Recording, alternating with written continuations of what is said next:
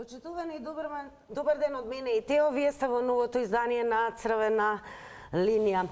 На оно што секако на самиот почеток ќе кажеме со Тео е дека се извинуваме на сите оние гледачи кои што вчера сакаа да бидат вклучени во Црвена линија, се разбира телефонски, но поради можноста да се остапи повеќе простор и за гостите, а зборувавме сепак за една круцијална тема која што воедно и жешка, тоа за истополовите брачни заедници.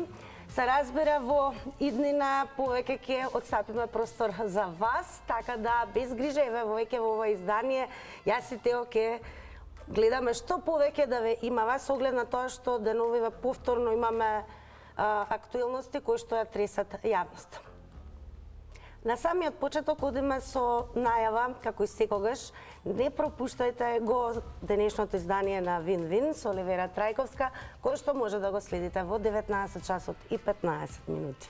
Тоа е што не смее да пропуштите вечерва, а денеска, како ние вчера што информиравме, наша главна тема беше дали сте за јавно објавување на идентитетот на позитивните тестирани со ПСР, но бидејќи, ако може режија покаже, владата демонтираше податоците на граѓаните ќе бидат заштитени, кој може режија покаже за така на Телма сајтот.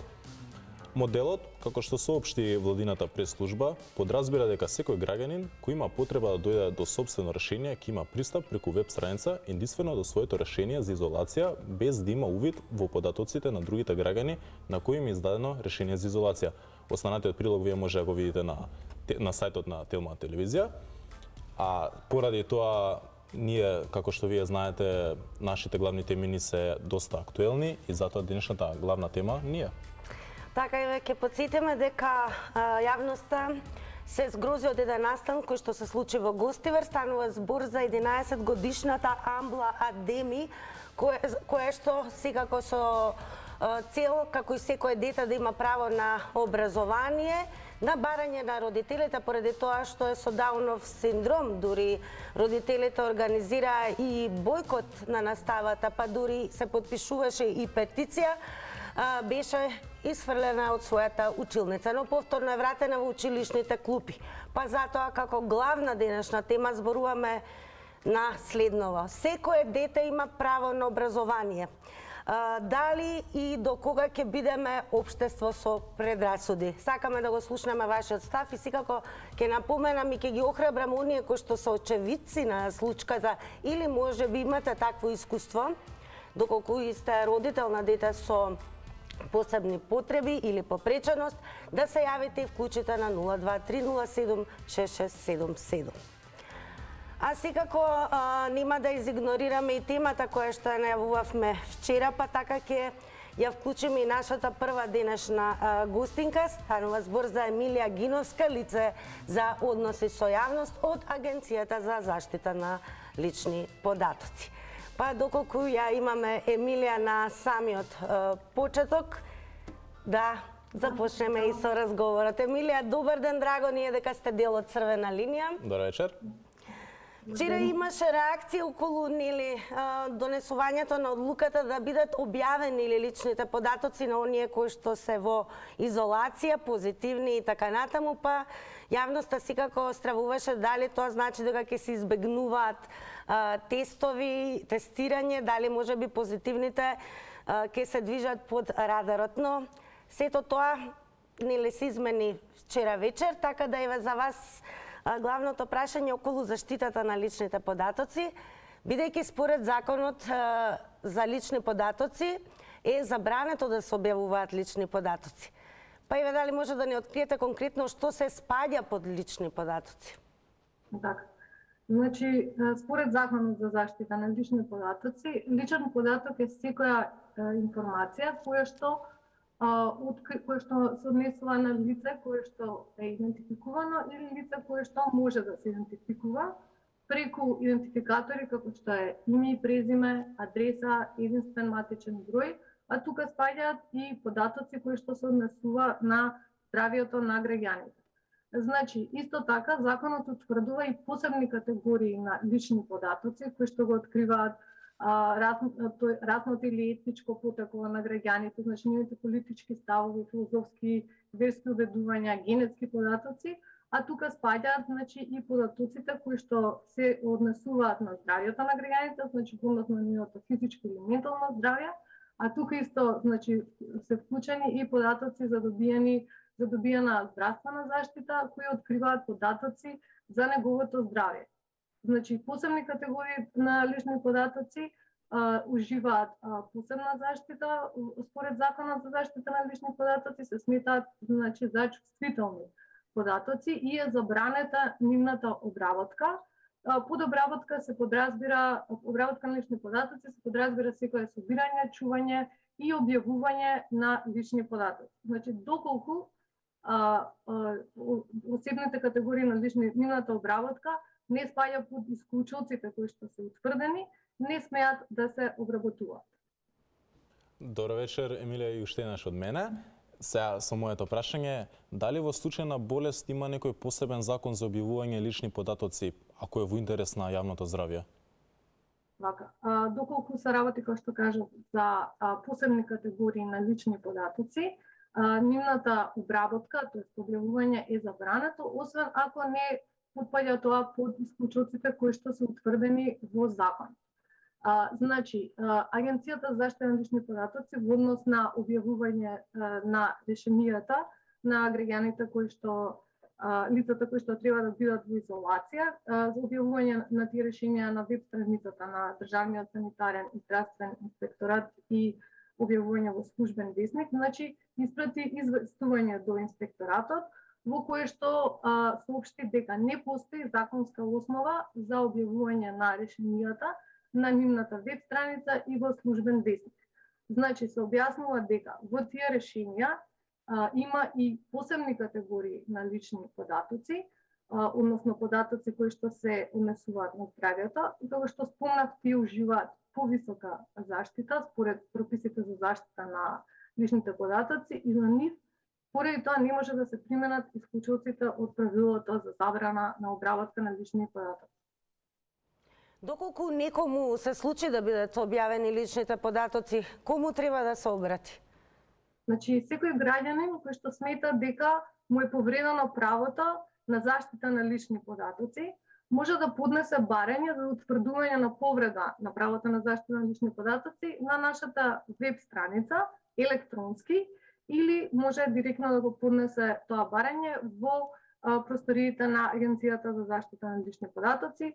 Треба, освен своите информации, треба да ги наведе информациите на контролорот, односно лицето или правното лице кое што смета дека му ги повредило неговите права за заштита на лични податоци, значи категориите на лични податоци кои што смета дека се обработуваат во спротивно со прописите за заштита на лични податоци и краток опис на повредата. И понатаму агенцијата ќе пренесе, ќе почне постапка согласно со своите надлежности. Благодарам многу што одвоивте време да бидете вклучени во Црвена линија и секако благодарам за целосното информирање околу заштитата на личните податоци. Вам, драги гледачи, сега секако вниманието ќе ви го насочиме кон она што е апсолутно актуелно, а тоа е острата осуда од јавноста за дискриминацијата на малата Амбла Адеми од Гостивар со Даунов синдром.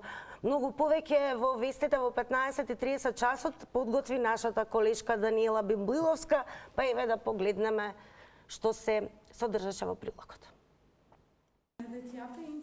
Веста за дискриминација на Амбла Адеми од Гостивар, девојче со Даунов синдром, најде на остра осуда од јавноста. Реакцијата на нејзиниот татко Илир дека таа менувала оделенија или учела сама во посебна училница во основното училиште Единство, поради петиција на родителите на другите ученици, ги алармираше и институциите. Па така денес беше инициран состанок од општината за да се изнајде решение, но на него немаше представник од родителите кои се жалеле дека девојчето наводно е агресивно и пречело во наставата. Амбла од денес повторно ќе биде заедно со нејзините соученици, но Илир порачува дека процесот на инклузија треба да се примени и во практика. Градоначалникот Арбен Таравари вели дека мора да се сензибилизира општеството за овие деца да не се чувствуваат различни. Веста дека Амбла се враќа меѓу соучениците ја објави на социјалните мрежи министерот за образование Јетон Шакири. Тој напиша дека посакува ваквите ситуации да не се повторуваат и дека мора да продолжиме да даваме придонес кон подигнувањето на свеста за децата со попреченост и дека тие заслужуваат еднаков пристап до квалитетно образование како и сите други. Според Хелснишкиот комитет, проблемот е во возрастните полни со предрасуди, а не во малата Амбла. Оттаму во писмено соопштение информираа дека подготвуваат преставки и дописи до повеќе институции, со кои се бара разрешување на директорот на училиштето. Ресорното министерство и Државниот просветен инспекторат да извршат надзор, а Комисијата за спречување и заштита од дискриминација, која веќе најави постапување по службена должност, повратно да информира за сите нови сознанија. Случајот ќе го испитува и народниот правобранител, според кого недозволиво е овие ученици да бидат жртва на неподготвеноста на поединци да ги прифатат различностите и на истите да им биде отежнат пристапот до образовниот процес, кој со устав и со закон им е гарантиран на сите подеднакво. Народниот правобранител ги охрабрува родителите да не молчат за вакви случаи. Пред да наминеме нашето следно, а тоа сте вие, верните гледачи на Црвена линија, да напоменам и да ја потсетам дека ние имавме анкета, иако таа тема е, ќе кажам, пројдена, сепак треба да се нагласи, ако може да покажеме. Анкетата гласеше дали сте за јавно објавување на идентитетот на позитивните тестирани со ПСР, да, не, после рекламите, нормално, крајните резултати ќе ги објавиме. А она на што се префрламе, тоа сте вие, драги наши. На 0230766677 дискутираме на темата секое дете има право на образование. До кога ќе биеме битки во ова општество со предрасудите? Го имаме и првиот гледач во Црвена линија. Добро вечер. Добро вечер. Добро вечер. Добро вечер. Значи, не знам што да кажам, дали живееме во 21 век или дали живееме у 17 век. Значи, како можат вакви предрасуди луѓето да бидат, мене не ми е јасно. Значи, не можам стварно да го сватам. Тоа е, место да се помогне на некој, ние гледаме што можеме повеќе да го оддалечиме. Место да бидат толку сите, тоа е плюс само едно е. Значи, тоа треба да има толку голема поддршка од сите другарчиња тука, што му се... Ја не знам зашто родителите можат така контра да ги воспитуваат децата, место да бидат, да помагаат и да се оддалечуваат од такви дечиња. Мислам, тоа е катастрофа за мене. Не можам ништо позитивно да кажам дека е направено. Друго сакам да кажам за сертификативе за луѓето што се да ги објават. Значи, не знам кој збор да го кажам. Ја мислам дека и законски не смеат, колку што сум упатена. Дека законски не смеев ни сертификати да има, дека никој не сме да знае кој од што е болен, за да иде да се идентификува кога влага еве во молови, што ти ја знам. Ја мислам дека ова е противзаконски и сертификативе што ги даваат. Затоа што не мора секој да знае. И не сум овако, него сигурна сум дека има закон. Да не смее да се знае, кај нас се иде против закон. И мислам, ја не сум уопште за да бидат луѓето жигосани, буквално да кажам, као таму не знам у кој век да бидат жигосани на листа да се гледа кој е болен и што е и од како е и зашто е. Благодарам што се вклучивте во Црвена линија. Преоѓаме веднаш на вториот гледач. Добро вечер. Добро вечер, поздрав до гледачите на Телма и до вас. Голем поздрав и до вас. За првата тема, што се однесува до објавување на резултати од... ме слушате? Да. За јавно објавување на идентитетот на позитивните. Да, сме против, затоа што такви податоци не треба да се објавуваат во јавност. А со цел да се заштитат личните податоци. За втората тема... Да слушаме. За втората тема, децата со посебни потреби, живи и здрави да се, меѓутоа треба да одат во посебни паралелки. Не можат целото време на децата нормални да ги земат времето. Сметајте ме како регресивен, сметајте ме како назаден, меѓутоа не може да се некоја професор или професорка да се ангажираат околу тоа цел час, а тие да бидат на друга страна. Овие, условно речено, други. Не сметате дека и социјалната и психолошката инклузија на децата со попреченост многу ќе им значи да бидат во друштво со други дечиња? Покрај образовната компонента. Во право сте, Во право сте, Дека ќе им помогне во развојот. Мора да подсетиме дека во светот постојат и исклучително познати актери кои што се со Даунов синдром, така да во светот и успешни резултати и на олимпијади, на превари, музичари. Да, ве сваќам и сметам дека тоа ќе помогне за тие инклузивно да се врзат со другите, нормално. Меѓутоа, ало? Да. Ве слушам. Но Меѓутоа, во светот имат и посебни институции и посебни школи. Например, јас знам школа, Искра се вика, каде што имат луѓе со посебни потреби и така. Тамо си се посебна нега и подобра нега имам него вамо со другите. благодарам за вклучувањето во црвена линија. Дали веќе имаме следен гледач веднаш да го вклучиме? Добро вечер. Добро вечер, ако сум на линија. Веќе сте во црвена линија, повелете. Сум на линија? Да, повелете. Благодарам. Па вака, за другата тема би сакал повеќе да кажам, ако има време и За образованието, правото на децата. Мислам дека сите на некој начин сме, значи, потенцијално болни, можеме да бидеме болни, можеме да се разболиме, но не се слагам со одреден број на гледачи кои што кажуваат дека не е во ред да се истакнуваат нивните имиња. Значи, да се знае кој е болен. Дали моето право не е, значи, дали е загарантирано моето право да не се дружам со оној кој што е болен, кој што е заразен, кој што се крие од останатите, шири зараза меѓу здравите и се, дали треба ние сите останати да мора да се дружиме со него и да бидеме потенцијално загрозени. Ја мислам дека нема право тој господин кој ќе биде. Ако веќе е, значи, заразен, ако значи нема потреба да чека да биде објавен на листа и да од него, значи тој треба да биде 7 дена во изолација, треба да биде надвор, дури и од колку може и од својата фамилија да се заштити, само значи да не ја прошири болеста. А ако веќе тој му се дозволува скриеност, значи да не може да се знае ништо за него, и јас морам покрај него да поминам, со него да дискутирам и јас да бидам тој потенцијално загрозен човек кој што ќе биде заразен заради неговото его, дека тој, значи, има право. Благодарам за вклучувањето. А сега ќе ја повториме изјавата на Васка Бајрамовска Мустафа, која што е заменик народен правобранител и беше во живо вклучена во вестите на Телма во 15:30 часот. Ке слушнете во продолжение што одговори на следниве прашања. Како е всушност можно сева ова да се случи кога станува збор за случајот со малата Амбла Адеми од Гостивар? Што се превзема канцеларијата на народниот правобранител во врска со овој случај и што се планира да постигне? И всушност последно на што одговори е како можеме да влијаеме овие случаи да се спречат. Погледнете.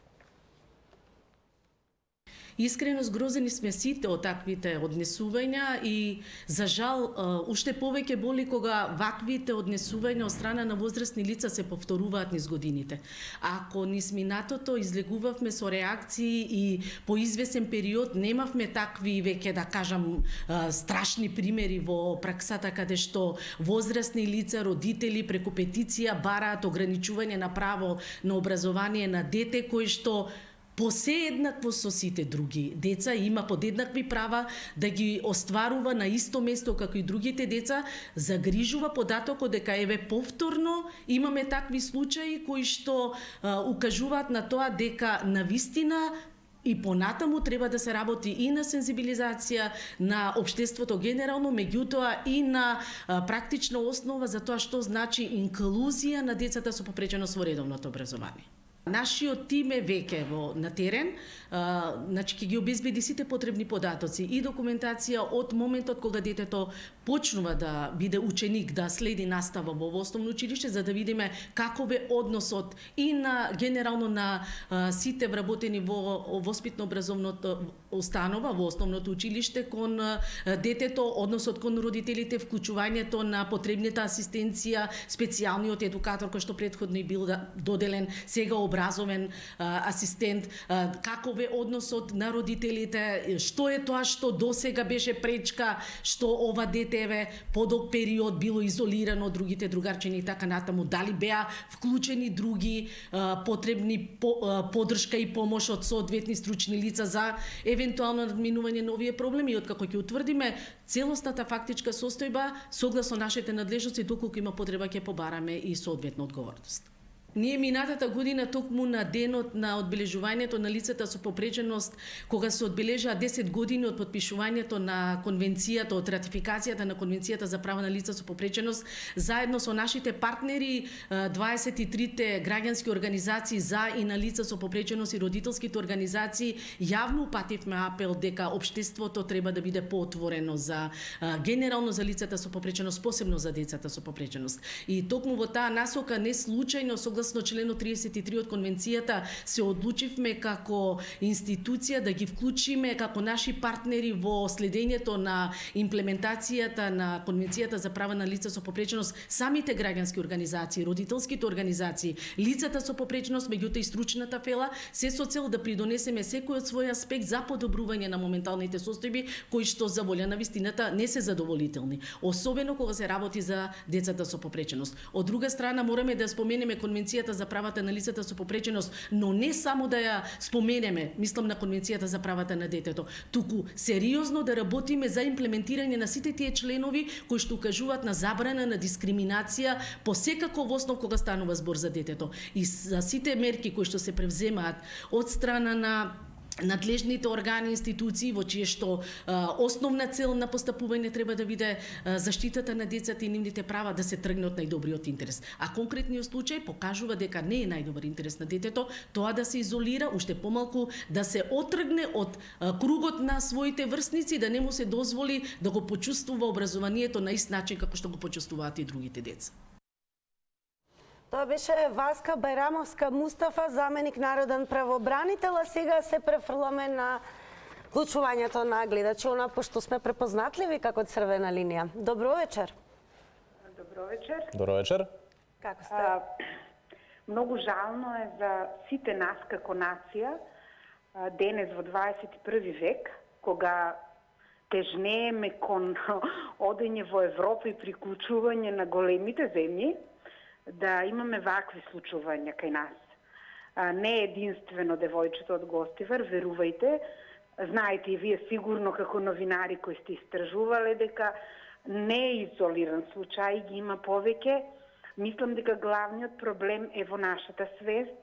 Не сме спремни за инклузија на овие дечиња, за жал, а во Европа и во светот тоа години наназад функционира. Можам да кажам од лично познавање, сестра ми живее во Германија и е образовен асистент на деца со посебни потреби.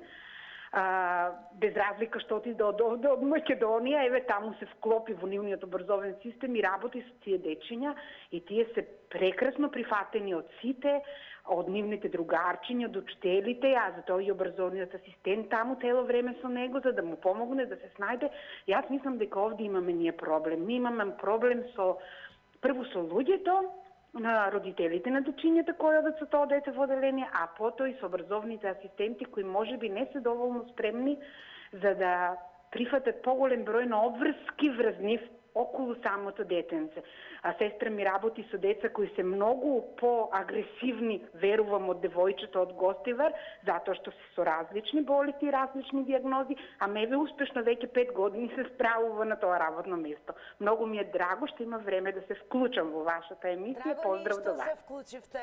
Сега кога станете со црвена линија, одиме со следен гледач. Добро вечер.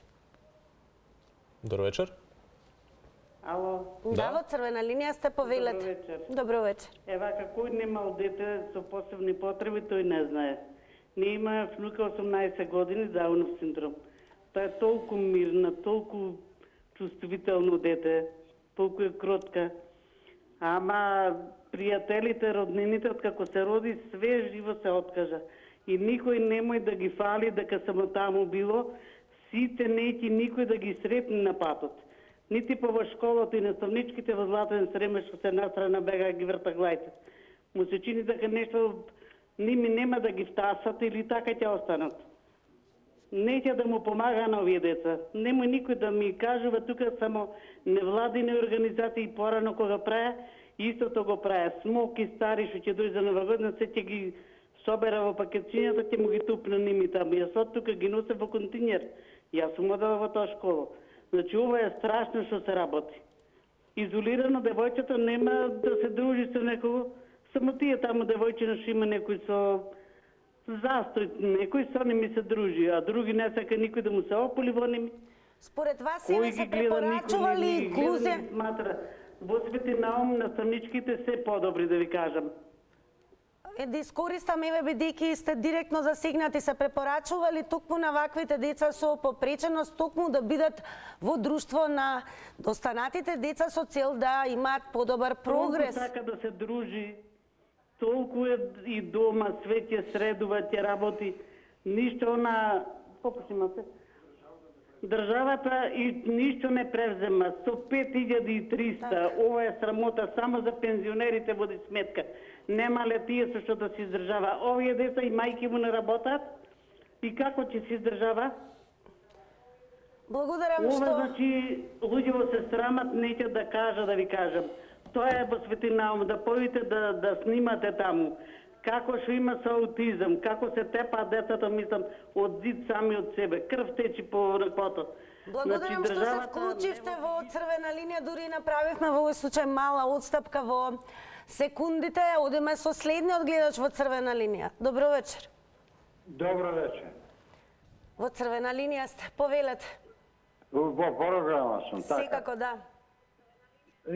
Ја го жалам детето, али за наше време имаше за такви деца школо и дадија, тоест кај Кино Бутел, исто деца, али имаше и психолог и психијатар тука меѓу нив, ставно ги надгледуваше. Ја го жалам детето, али немаме такво школо. А тие се многу бистри и паметни. Исто и за оние што не можеа да завршат средно медно, постоеше школа. Тоест, по име беше Макаренко. После 20 години они учеа осмолетка, али испаднаа врхунски бизнисмени и све најубаво. Жал ми е, секој добро и посакувам, али треба и малце општеството да се размисли за такви лица, да се даде рака. Мислам дека јасен сум. Така, јасни сте. Сега ќе одиме со реклами, а пред да преминеме на реклами ќе потсетиме дека во светот се менуваат методите и токму спротивното, децата со попреченост и децата со посебни потреби нивната инклузија се врши во рамките на останатите деца со цел да постигнат прогрес во својот развој, да не се чувствуваат дискриминирано. Одиме со реклами.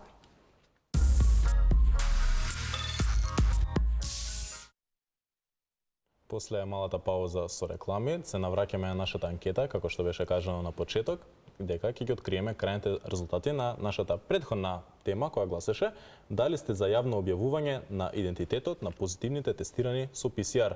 42% за да, 58% за не. Тоа беше нашата денешна анкета. А сега преминуваме на она што е главно во Црвена линија, а тоа сте вие. Гледачот го вклучуваме и велиме добро вечер. Добро вечер. Добро вечер, во Црвена линија сте. Ало. Да, во Црвена линија сте, добро вечер. Добар ден. Добар ден. Повелете. Поздрав до вас, да те видите. Голем поздрав и до вас. Темата, што беше за децата, дали да се... Секој дете има право на образование. Секој дете има право на образование и зошто сме се уште општество со предрасуди? Така, може да се обезбеди. Може, посебни услови може да се обезбеди и за децата да се образуват сите кои на сите деца за да може да имат подобар живот. Но, разлика во тоа, ова влада ќе ветува се, ама не исполнува, забранува. Ше на здравите деца и го укина образованието. Ето дето е, да дечки одате го укина. Социјални станови кои има за загрозените семејство не граде. Тоа заборави.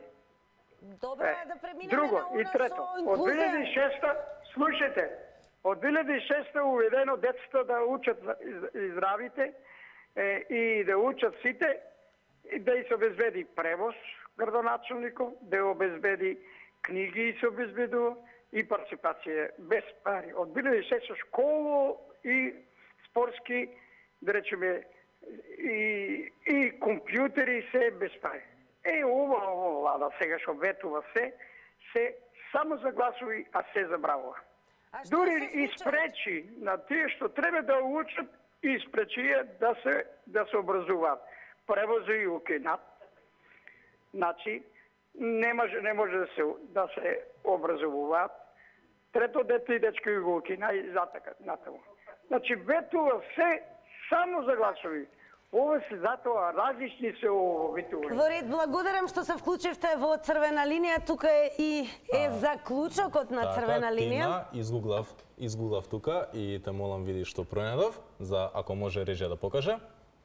Иако е малце постар прилог, нема врска тоа. Ова е заклучокот кој што го даваме како Црвена линија. За оние кои што се уште можеби се скептици дека децата со попреченост може да постигнат врвни успеси, па еве танчери со Даунов синдром од Македонија освоја, драги мои, златен медал на светското првенство во хип-хоп 2018 година. Се е можно со многу разбирање, многу љубов и секако никогаш она предрасуда не смее да биде пречка, да бидеме подобри за оние на кои што сме им најпотребни. А затоа нашата утрешна тема ќе гласи: дали сте за Македонија и Бугарија заедно го чествуваат раѓањето на великанот Гоце Делчев? А секако анкетата ќе биде објавена, не заборавајте да гласате и секако утре да објавиме. Ве подсетуваме дека по Црвена линија останувате гладни со многу вкусни идеи од Готвиме со Маја. Останете со Тилма, се гледаме утре. Довидување. Чао, чао.